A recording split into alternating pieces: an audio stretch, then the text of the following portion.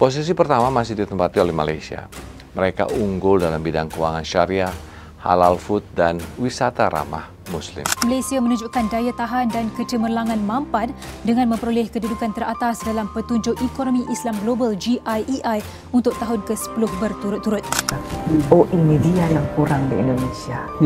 Keberhasilan Malaysia dalam memimpin Global Islamic Economy Hub di dunia merupakan hasil dari kombinasi berbagai faktor. Karena secara statistik, Indonesia merupakan negara dengan populasi Muslim terbanyak di dunia. Malaysia berdaya diangkat sebagai hub ekonomi halal berdaya maju, memandangkan industri itu berpotensi tinggi dengan nilai ekonomi global mencecah 23.26 trilion ringgit menjelang 2030. Ini dia, kenapa kita nggak bisa lari kayak Malaysia.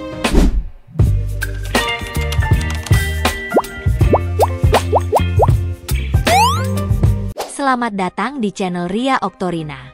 Kali ini, kita akan membahas prestasi yang membanggakan dari Indonesia dalam Global Islamic Economy Indicator atau GIEI.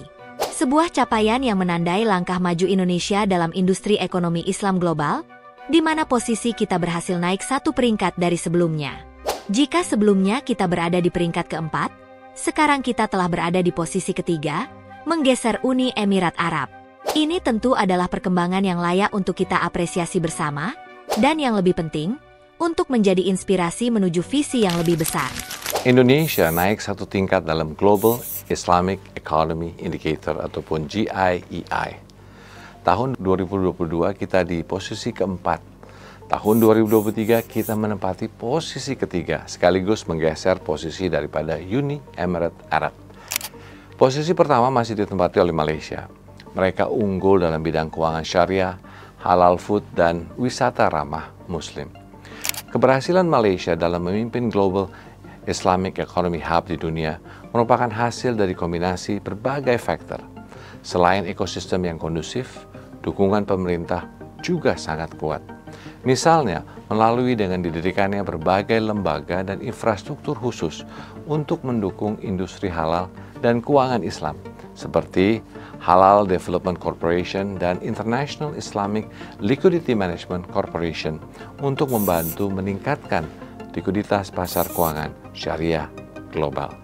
Pemerintah Malaysia juga memberikan berbagai insentif bagi investor dan pelaku usaha di sektor ekonomi Islam seperti keringanan pajak dan subsidi.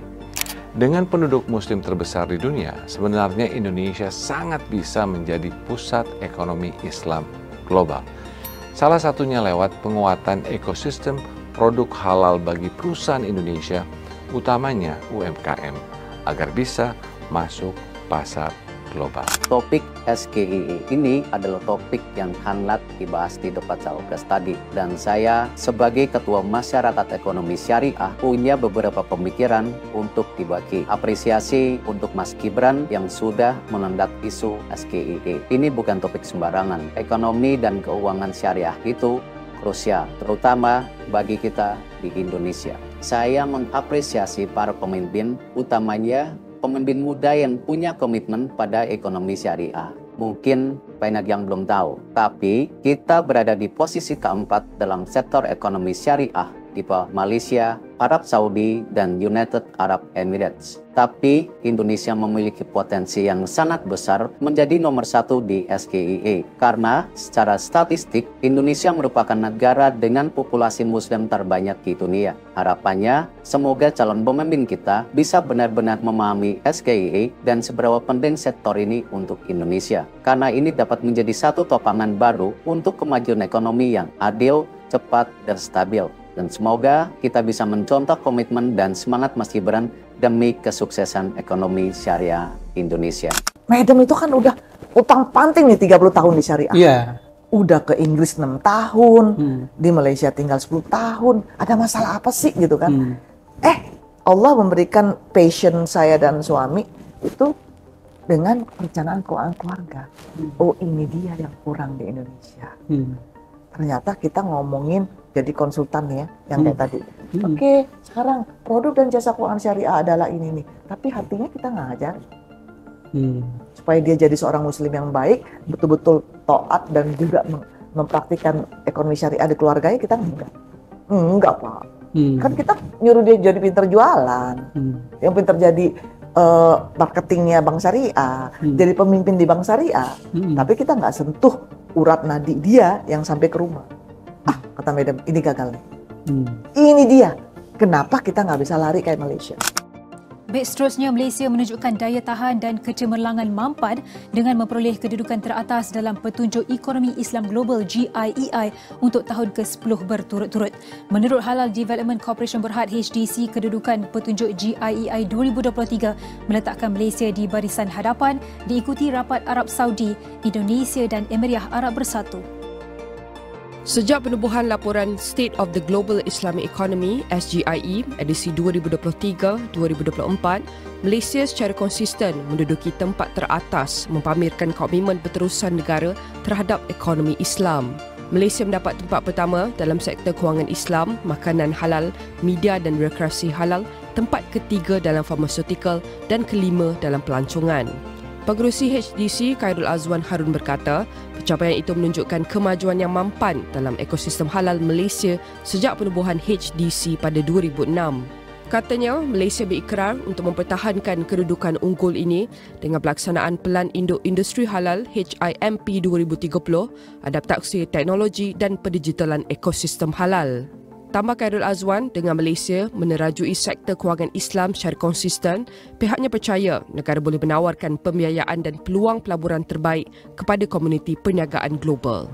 Katanya, kestabilan, inovasi dan amalan etika yang wujud dalam sektor kewangan Islam Malaysia letakkan negara sebagai rakan kongsi yang dipercayai untuk perniagaan yang mencari rumusan kewangan sejajar dengan prinsip Islam. Terdahulu, laporan SGIE disediakan Dinar Standards, sebuah firma penyelidikan dan penasihat yang berpangkalan di Amerika Syarikat yang khusus dalam inovasi kerajaan, ekonomi halal global dan ruang impak sosial.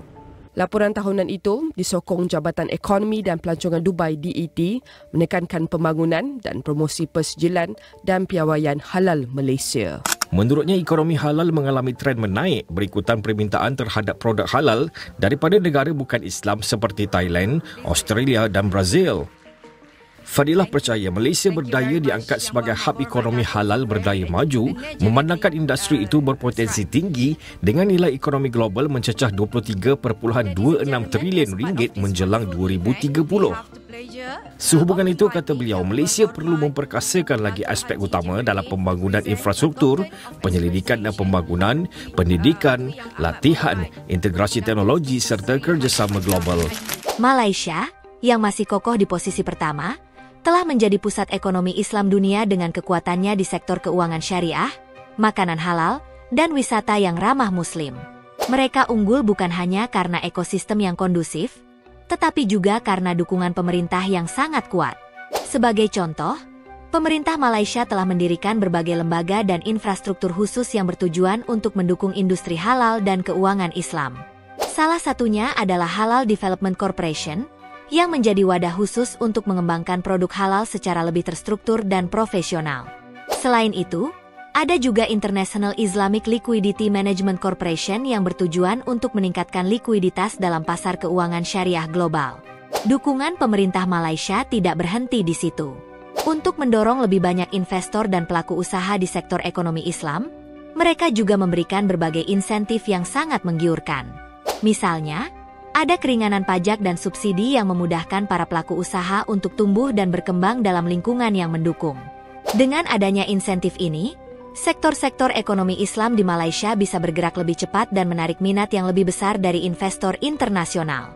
Jika kita melihat kondisi ini dari kacamata Indonesia, sebenarnya kita memiliki potensi yang sangat besar untuk bisa meraih posisi yang sama atau bahkan lebih baik. Dengan populasi Muslim terbesar di dunia, Indonesia memiliki pangsa pasar yang kuat dan dapat menjadi pusat ekonomi Islam global. Salah satu langkah konkret yang bisa kita ambil adalah dengan memperkuat ekosistem produk halal di dalam negeri. Terutama, dengan memfasilitasi perusahaan-perusahaan Indonesia, khususnya para pelaku usaha mikro, kecil, dan menengah atau UMKM, agar dapat masuk ke pasar global.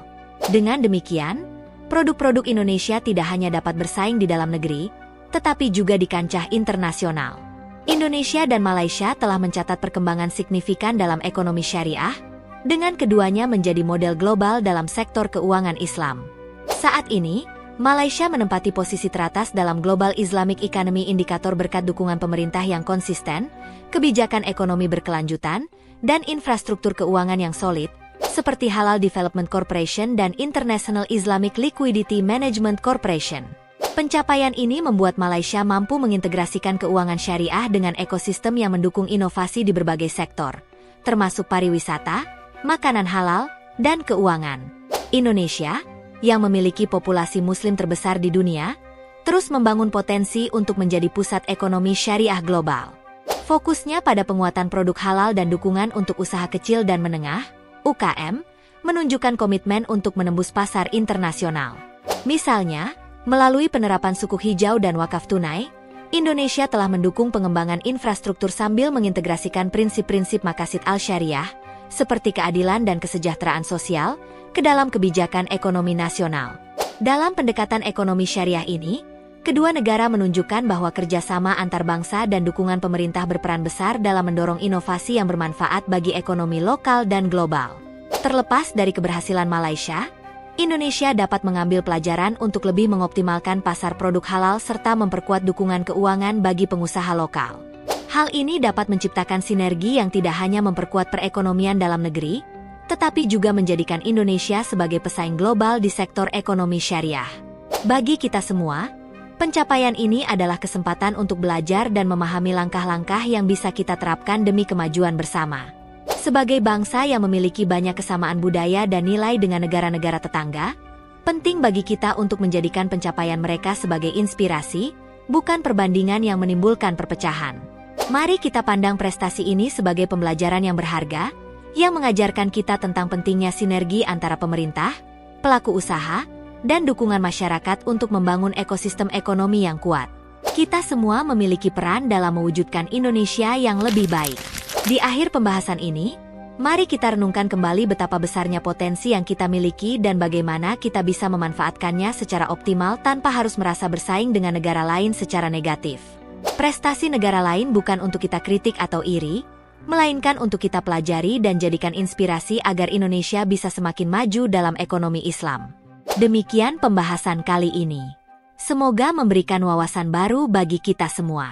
Terima kasih telah menonton, dan sampai jumpa lagi di video berikutnya di channel Ria Oktorina. Baby, you give me ice and fire. You're giving me